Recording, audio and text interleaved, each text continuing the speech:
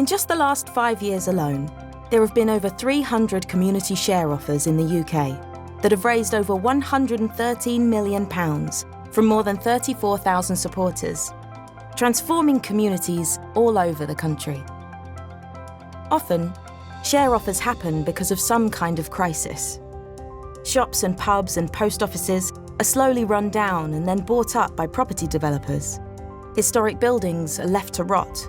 Local football clubs are sold off to distant owners with unknown intentions. The official story is always that these institutions and businesses aren't financially viable.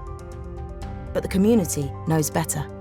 They know that run properly, with the community at its centre, that pub or post office or football club could be something really special, could deliver real social benefit and turn a profit.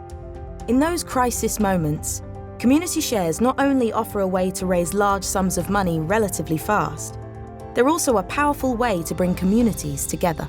People have used the money they've raised through community share issues to buy pubs, restore old heritage buildings, renovate swimming pools. The list goes on. But community shares aren't just good in a crisis.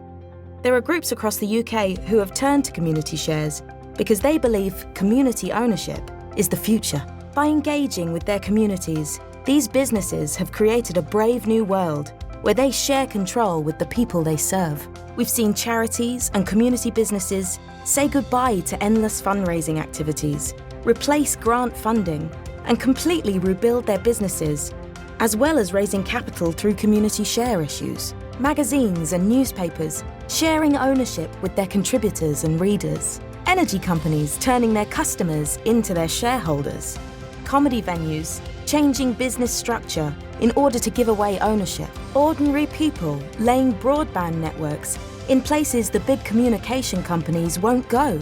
And turning profits they were told weren't there, because businesses owned by the people who care passionately about the business are more successful. They get loyalty from their customers because they trust the business, not least because many of those customers are also the business's owners. Those owners are also advocates for the business and become a volunteer marketing army too. And because they live in the community, they know what's going on and provide regular feedback about what the business can do better. They have an interest in the business being a success because they support its goals, and because they have a direct financial interest in the business achieving those goals. When ordinary people get fired up about a project, whether it's an idea that's been a long time in development or in response to a sudden crisis, it's incredible what can happen.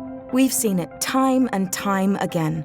Ordinary people seeing off gigantic property companies, learning how to launch and run sustainable businesses in their spare time, and becoming renovation experts, legal experts, financial experts. And you're no different from any of them. You can do this too.